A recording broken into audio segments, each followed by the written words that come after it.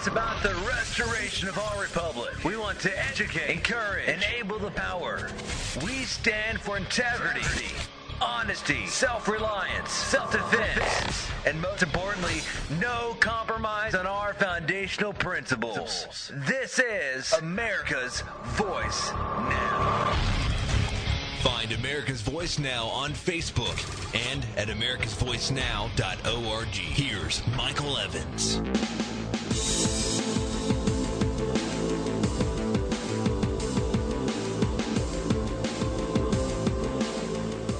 Welcome, America. You are listening to America's Voice Now. Thank you for taking time out of your busy day to spend with us. We appreciate your attendance. We're going to cover a couple of topics this morning that are, or tackle, I should say, a couple of topics that are critically important to our nation. And I'm going to make this an extended, the show is 2 hours, so we're going to spend the first hour on Cruz and his marathon speech in the Senate in reference to Obamacare and the upcoming costs associated with that. I think it's important because we are down to T-minus, 5 days for this particular event to occur. The exchanges will open, and they will open on the 1st of October. We are literally days away from the implementation of it. The costs are now in. We're going to discuss those in detail in multiple states.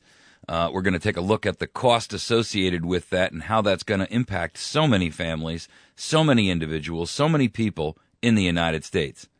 This is, like everything else that comes out of Congress these days, inappropriately named. This is anything but the Affordable Care Act. And then the second issue we're going to talk about today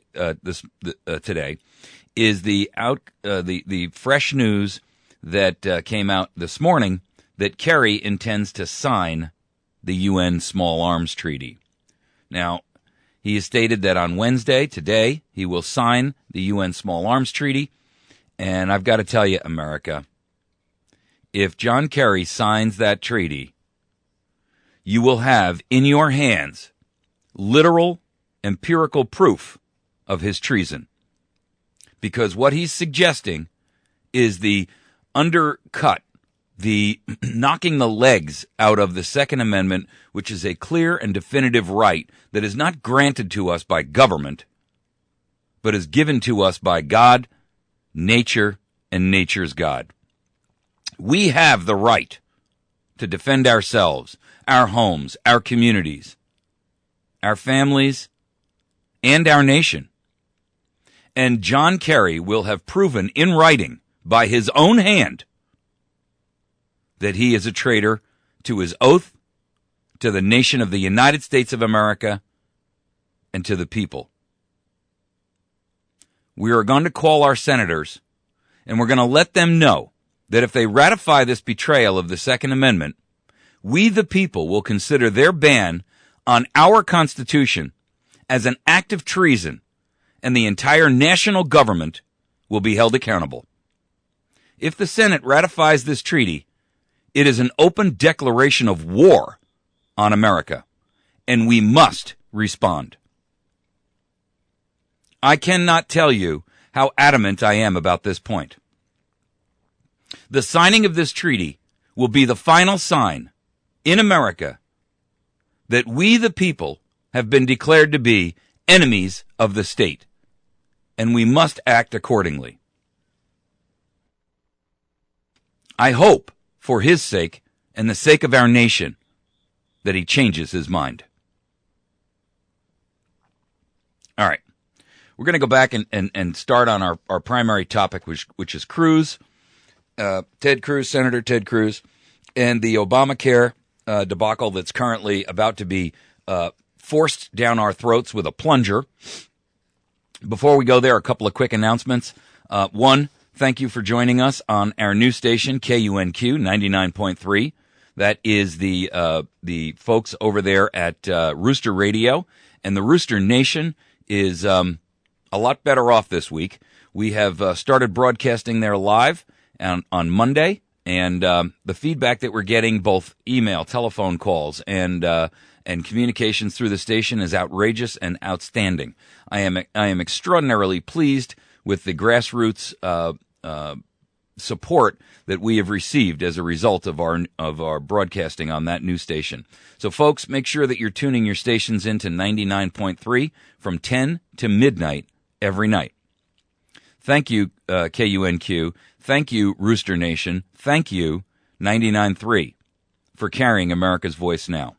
Not only am I, but all of our listeners are thrilled to death that you folks have actually stepped up and put a flag down into the ground that you stand for liberty, that you stand for freedom, that you stand for the restoration of America back to what we know to be our true and founder designed goals, and putting our Constitution back in its rightful place. I'm extraordinarily thrilled about the response that we've gotten. I'll tell you what, it is outstanding. I can't believe how many phone calls and emails I've received as a result of it. And so I'm really, really impressed. I'm impressed that so many people have gotten the message. I know we've only been on there for 3 days now. And so thank you, all of you, for tuning in to 99.3. You know, Rooster is country music, or kind of like a mix of country and rock by day. And then at night, this outstanding station, everybody listening takes off their ball caps, takes off their cowboy hats, and puts on a tri-corner Patriot hat. And thank goodness for that. The follow-up show right after America's Voice Now is Vince Finelli with USA Prepares. Following that is Sam Bushman's excellent broadcast from Liberty News Radio and the Liberty Roundtable. And then following that is Joyce Riley, who, in my opinion, is an angel who's hidden her wings. Joyce is a true American patriot, and you do well to listen to her at from 3 to 5. So anyway, the upshot is there's a couple of things I want to bring to your attention. One, the ham radio course that cranked up on not last Saturday, but the Saturday before. This is your last weekend to attend and not have missed too much of the class that you can't continue. If you have an opportunity to, the class is held on Saturday from 9 a.m. till noon. And this will give you an opportunity to, one, understand, learn, and be able to be capable of handling a ham radio. And not only handheld ham radios, but also, fully mounted. The idea behind this is that it will give you the knowledge and experience and skill set to be able to operate a ham radio. Now, this isn't like picking up a CB, folks. There's all kinds of channels out there, and there's a lot you need to know. The other advantage to this, of course, is that it does enable you to get to the point where you can qualify and take the test to get a ham radio license. Now, the ham radio license is required in order to be able to broadcast on a day in and day out basis. But you have to recognize that the way that the ham radio system is set up, the beauty of it is that even when all other communication systems fail, ham radio has consistently been the one methodology by which America can still communicate. And so in the event of a natural disaster, as an example, in Katrina and in New Jersey during the Sandy storm, ham radio was in many cases the only method by which people could communicate.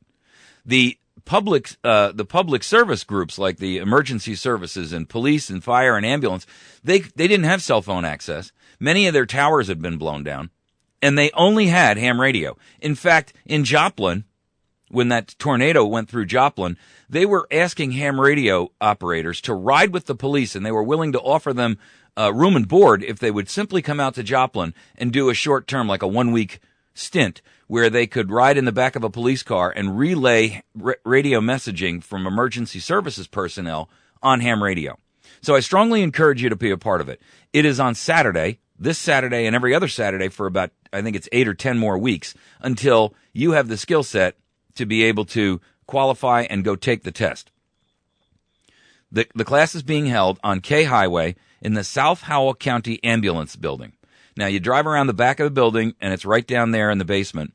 You go down K Highway, right off of Route 63. You make it's on the same side as the bank and the VA center. You go down that road about a half a mile. On the right-hand side, you'll see the South Howell County Ambulance Department.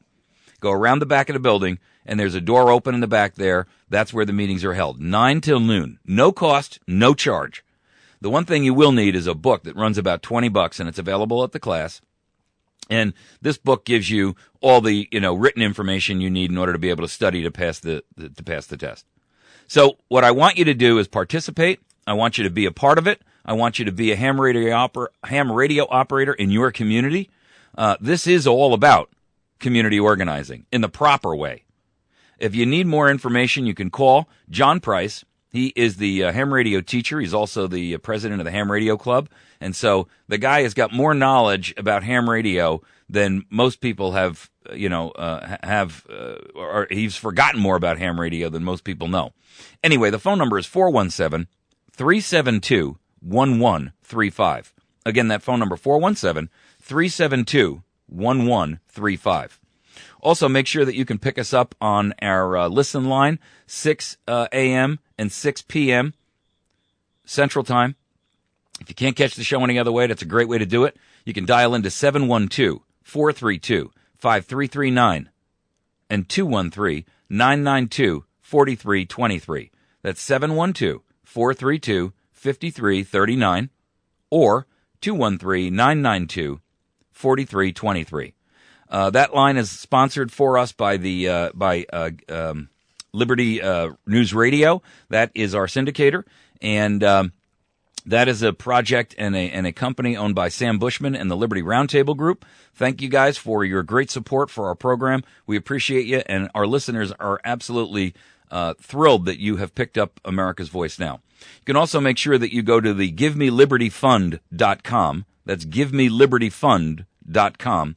That is a project sponsored by Liberty News Radio, where they essentially have a program that enables you to participate with other people by, you have a monthly dues that are due, but you get discounts that greatly exceed your monthly dues from other members. So you're a member, you join. If you have a small business, you can offer a discount to other members. They start doing business with you, which vastly exceeds your $30 a month payment. And in addition to that, by the way, you also have the opportunity to buy from other vendors who are members of the group, and your discounts will exceed your monthly fees. So participate in that. All of the money that comes into the Give Me Liberty Fund is all directly put back out. 100% of every penny is put back out into the constitutional and liberty and freedom movement, so that they can fund different projects that people have where they need some financial help.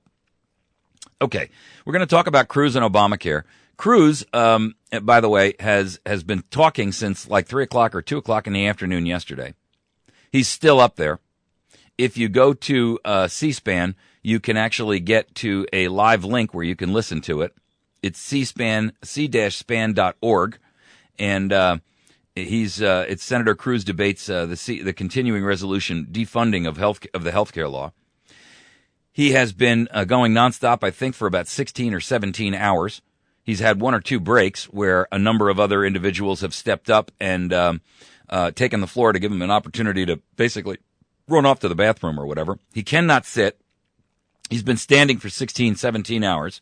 He's been talking nonstop. It is not a filibuster. It is not a filibuster because a filibuster actually bars and prohibits a vote.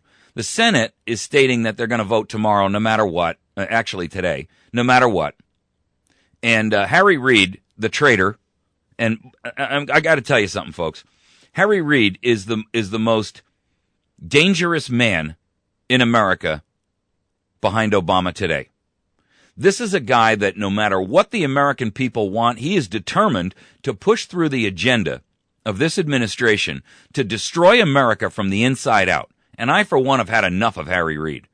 If Americans do not push the Harry Reid off the pillar as the Senate Majority Leader in 2014, I tell you right now, I've got no more interest in following the national political scene, because it tells me that, one, America has capitulated to slavery and destruction. It tells me that America is no longer interested in being a constitutional republic. It tells me that America has given up the ghost. If Harry Reid and the Democrats are not toppled off of this Senate in an effort to do everything that we can do as we the people to block the remainder of the Obamacare of Obama's agenda until 2016, you got to assume that everything is lost on the federal side, and it is time to turn back to building a firewall around our states to limit and prohibit further intrusion by the federal government. And I mean laws better start getting passed in state assemblies mondo pronto. You need to have a sound money law. You need to have a Second Amendment Preservation Act. You need an act that says all federal agencies are outlawed in that state. And here in South Missouri, we want to secede from the state. I've had enough. There's an article out this morning about how another county in California has stepped up to the plate and said they want to secede from Northern California. It's happening in Western Maryland. It's happening in Colorado. States are pulling away from their home state because they are no longer represented by the assemblies in their state legislatures, and they have had enough. The Modoc County Board of Supervisors voted to secede and join, I think it's pronounced Siskiyou County, in an effort to secede from the state of California into a new state called the state of Jefferson. Now, it was approved by a 4-0 vote. So you got to imagine that these county commissioners are recognizing that this is a serious issue. And this is the second county, I should say, to join the fight to form the new Northern California state of Jefferson. I got to tell you, folks, they're looking for 12 counties to join.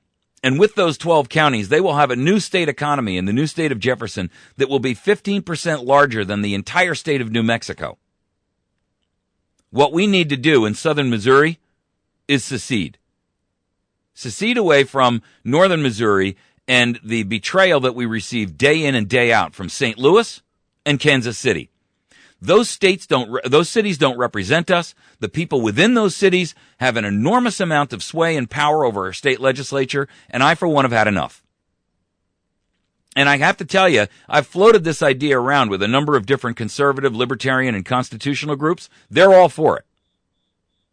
So we're going to take a look at it. We're going to explore it a little bit deeper. We're going to essentially put together an exploratory committee to look at what are the issues that would surround it.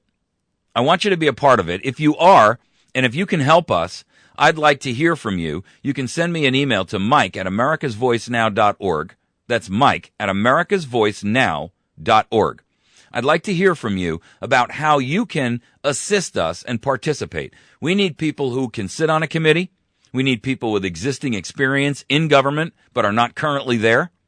We need people who have legislative experience. We need people who understand the ins and outs of the issues surrounding education, legislation, the issues surrounding taxation, because a new state has to take all of those things into account.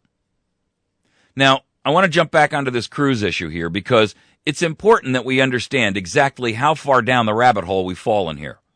The new numbers are out, literally 5 days before the exchanges go live. The Department of Health and Human Services, like everything else done in Congress, everything's in an emergency rush. And then they wait until the 11th hour to tell us how much it's going to cost us. Well, guess what, folks? The costs to this thing are going to be astronomical. Here in my home state of Missouri, a silver plan is going to cost $318 per person. Even a bronze plan, which is so low, it's like getting catastrophic only insurance. In other words, it only covers the most catastrophic damage that could happen to you. You know, you got to get hit by a bus, or you got to have, some kind of terrible crisis occur to you, health-wise, before it kicks in. That program will cost $245, average. Now, some people will be higher, some will be lower. But the point is simply this. That will increase the average cost for a Missouri resident somewhere between $500 $650 per month. Per month. And guess what? Here's the real frightening part about this, and we're going to take this up in our second segment on this. I got an email from a fella who is a listener to our program, and he brought out a very, very good point, and I'm going to read it to you because he sent me an email with his concerns.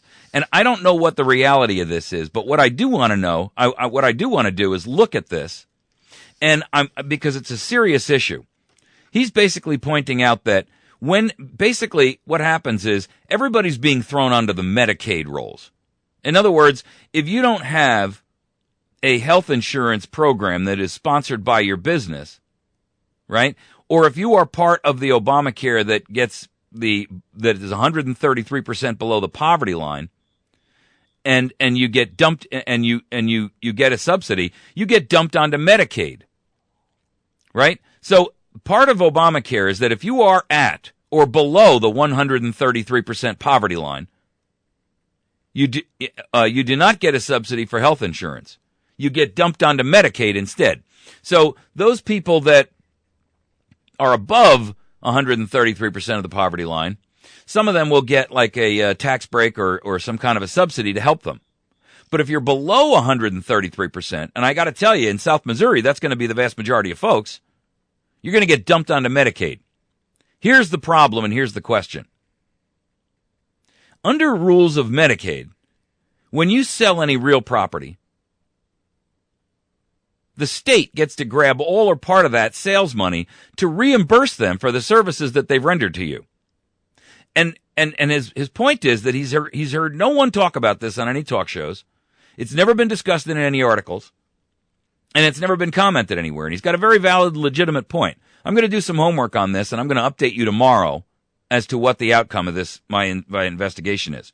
But if that is the case, by dumping everyone who's below 133% of the national income average, if you're dumped onto Medicaid and you've got to agree to Medicaid's rules, that means that any future income that you have, any sales that you have of any real property, in other words, let's assume for argument's sake that you sell your family farm.